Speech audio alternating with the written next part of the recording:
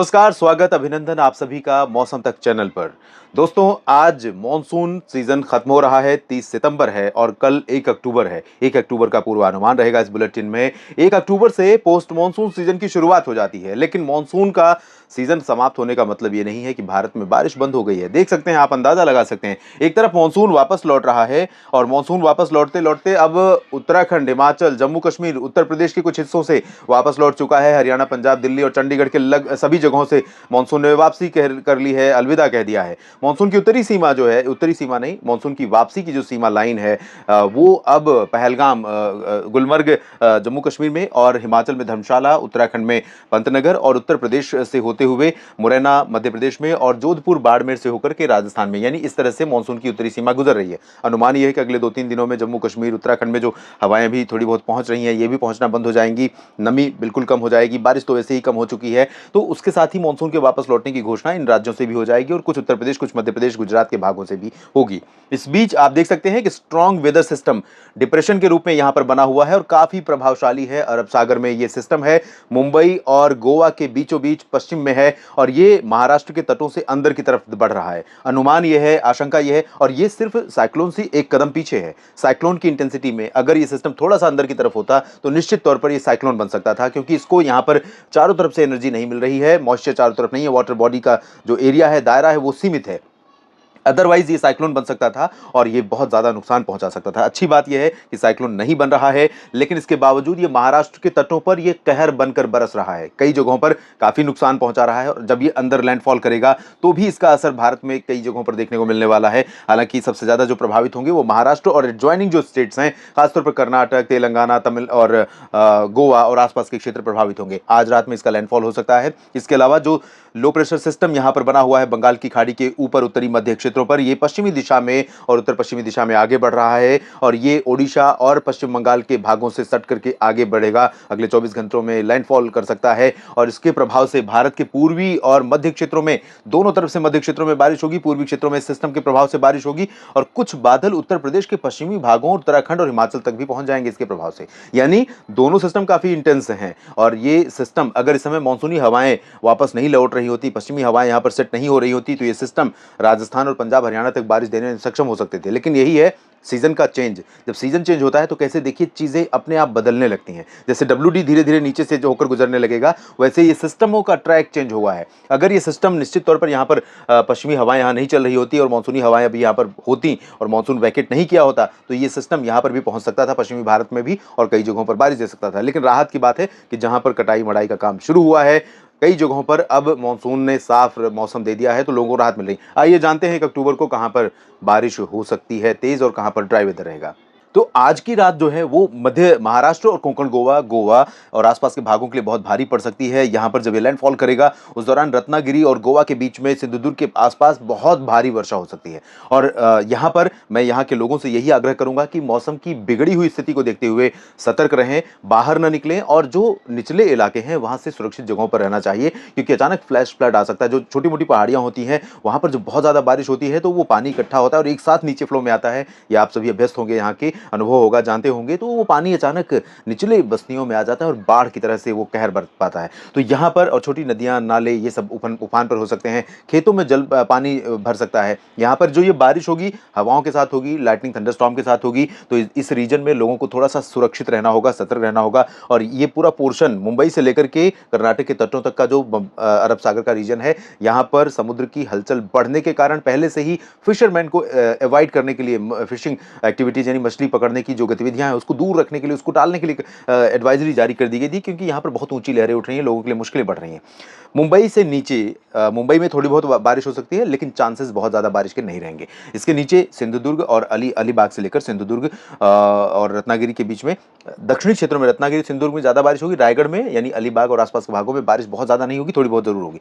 पुणे और अहमदनगर के नीचे मध्य महाराष्ट्र का पूरा रीजन, नांदेड़ से लेकर के बीड़ जालना, हिंगोली का दक्षिणी मराठवाड़ा का रीजन, ये बहुत तेज वर्षा वाला क्षेत्र होगा। इसके अलावा गोवा में बहुत भारी बारिश हो सकती है। और विदर्भ की बात करें तो विदर्भ में चीज़ें बदल गई हैं और विदर्भ में सिर्फ पूर्वी रीजन में और दक्षिणी यानी चंद्रपुर, गढ़चिरौली और आसपास के भागों में थोड़ी बहुत बूंदाबांदी हो सकती है, उससे ज़्यादा के चांसेस नहीं है।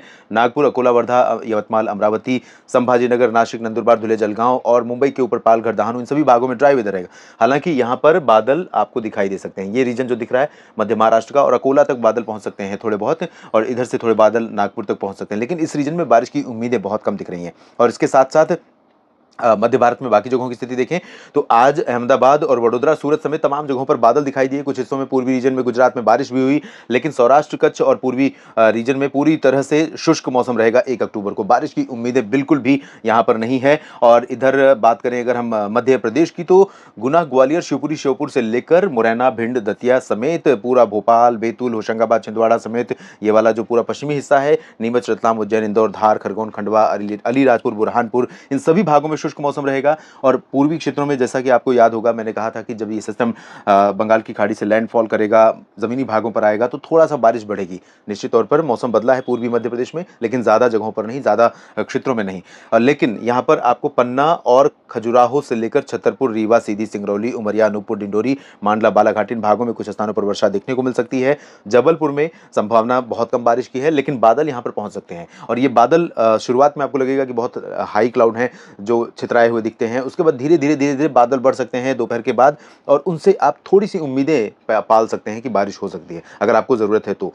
लेकिन यहाँ पर चांसेस जबलपुर में बारिश के कम है। सिमिलरली होशंगाबाद, छिंदवाड़ा में भी और नरसिंहपुर में भी बारिश की उम्मीदें बहुत कम है। लेकिन छत्तीसगढ़ और उड़ीसा पर बहुत व्यापक बारिश देने वाला है ये मानसून सिस्टम, और ये ज़्यादा बारिश जो है उत्तरी छत्तीसगढ़, उत्तरी उड़ीसा के क्षेत्रों में बहुत ज़्यादा बारिश दे सकता है। यहाँ पर भी सिमिलर कंडीशन जो महाराष्ट्र में है वैसी कंडीशन हो सकती है, और यहाँ पर इतनी बारिश होगी कि यहाँ आपको लगेगा कि मानसून का पीक सीजन चल रहा है जुलाई और अगस्त का। और केंदुझार, राउरकेला, बारीपादा समेत ये पूरा रीजन और अंबिकापुर, कोरिया, सरगुजा, रायगढ़ में ज़बरदस्त बारिश होगी। रायपुर से लेकर बीजापुर, सुकमा, दंतेवाड़ा, इधर दक्षिणी उड़ीसा में हल्की से मध्यम बारिश के साथ 1-2 जगहों पर भारी वर्षा होने की संभावना दिखाई दे रही है। इसके बाद बात करते हैं पूर्वी भारत के क्षेत्रों की। पूर्वी भारत में झारखंड, बिहार और पश्चिम बंगाल पर भी कहर बरपा सकता है इस सिस्टम। बहुत जगहों पर फ्लड जैसी सिचुएशन पैदा हो सकती है, वाटर लॉगिंग यानी जलभराव की सिचुएशन हो सकती है, खेतों में पानी भर सकता है। पटना, भागलपुर, गया और आसपास के इलाकों में तमाम जगहों पर, बक्सर, कैमूर सभी जगहों पर बारिश होगी। और किशनगंज, पूर्णिया, अररिया से लेकर दरभंगा के बीच में भी बारिश होगी। चंपारण तक भी बादल पहुंचेंगे, बारिश छिटपुट हो सकती है। इधर अगर हम झारखंड की बात करें तो देवघर, रांची, दुमका, डाल्टनगंज, जमशेदपुर, पश्चिमी सिंहभूम, पूर्वी सिंहभूम और झरिया, धनबाद, लातेहार, पलामू और लातेहार समेत, छतरा समेत तमाम जगहों पर झारखंड में भी व्यापक वर्षा होने की संभावनाएं नजर आ रही हैं। और भारी बारिश होगी काफ़ी दिनों के बाद, यहाँ पर हो रही है लेकिन अब और ज़्यादा तेज़ बारिश होगी। पश्चिम बंगाल में भी कोलकाता सहित तमाम जगहों पर वर्षा होगी। सिलीगुड़ी, जलपाईगुड़ी, दार्जिलिंग से लेकर गैंगटोक समेत सिक्किम में भी बारिश की संभावना है। असम में अधिकांश जगहों पर बादल रहेंगे, बारिश होगी। गुवाहाटी में भी, तेजपुर और आसपास के इलाकों में भी, अरुणाचल प्रदेश में भी बारिश की संभावना है। मेघालय, नागालैंड, मणिपुर, मिजोरम, त्रिपुरा, इस पूरे रीजन में कई जगहों पर व्यापक वर्षा देखने को मिल सकती है। इसके बाद उत्तर भारत की बात करते हैं, फिर दक्षिण की तरफ चलेंगे। यहाँ पर पूर्वी उत्तर प्रदेश में आप देखिए कि मध्य भागों तक बादल पहुंच रहे हैं और बरेली, शाहजहांपुर तक बादल पहुंचेंगे। उम्मीद यह है कि जो भदोही, सोनभद्र, मिर्जापुर और वाराणसी या मऊ, चंदौली, गाजीपुर का और प्रयागराज का रीजन है, इन भागों में कुछ स्थानों पर ऑन एंड ऑफ हल्की वर्षा, कहीं कहीं पर मध्यम बौछारें गिर सकती हैं। इसके पूर्व या उत्तर की तरफ चलेंगे तो चाहे वो गोरखपुर हो या बलिया हो, देवरिया हो, कुशीनगर हो, और या फिर जौनपुर, प्रतापगढ़ से लेकर फतेहपुर, कौशाम्बी, बांदा, चित्रकूट, कानपुर नगर, कानपुर देहात, लखनऊ, अमेठी, रायबरेली, अयोध्या, सुल्तानपुर, प्रतापगढ़, इन सभी भागों में बादल तो रहेंगे और कहीं कहीं पर on end of patchy rain हो सकती है, यानी हल्की फुल्की बारिश देखने को मिल सकती है। ज़्यादा तेज बारिश यहाँ पर नहीं होगी। बादल जरूर आपको बरेली और शाहजहांपुर तक दिखाई देंगे। उत्तर प्रदेश के बाकी जगहों पर आगरा, अलीगढ़, मथुरा, गाजियाबाद, बुलंदशहर, गौतम बुद्ध नगर, मेरठ, मुरादाबाद, सहारनपुर, सभी जगहों पर ड्राई वेदर रहेगा। सिमिलर वेदर कंडीशन रहेगी हरियाणा, पंजाब और दिल्ली में, चंडीगढ़ में भी। लेकिन जो ये बादल पहुंच रहे हैं नेपाल और उत्तर प्रदेश के तराई क्षेत्रों से होकर के, ये बादल उत्तराखंड में कुछ जगहों पर बारिश दे सकते हैं, जिसमें नैनीताल और पंतनगर और आसपास के हिस्से शामिल होंगे। पंतनगर वो रीजन है जहां से मानसून वापस लौट चुका है, लेकिन यहाँ पर कुछ जगहों पर बादल पहुंच सकते हैं और बारिश दे सकते हैं। जबकि हिमाचल, जम्मू कश्मीर, गिलगित बाल्तिस्तान, मुजफ्फराबाद, लद्दाख और राजस्थान के लगभग सभी क्षेत्रों में ड्राई वेदर रहेगा अगले 24 घंटों के दौरान। फिलहाल इस बुलेटिन में इतना ही। आगे क्या कुछ बदलाव होंगे अपडेट करता रहूंगा आपको मौसम तक चैनल और न्यूज मीडिया मंच पर। बस आप लगातार इसी तरह से मेरे साथ बने रहिए, जुड़े रहिए। चाहिए। अगर आपने चैनलों को सब्सक्राइब नहीं किया है तो दोनों चैनलों को सब्सक्राइब कर लीजिए, लाइक और शेयर करना बिल्कुल ना भूलें और कमेंट बॉक्स में अपनी प्रतिक्रिया ज़रूर लिखें। मैं पढ़ने का प्रयास करता हूँ और उनका आपके प्रश्नों का उत्तर वीडियो के माध्यम से देने का प्रयास भी करता हूँ। आप सभी का दिल से शुक्रिया।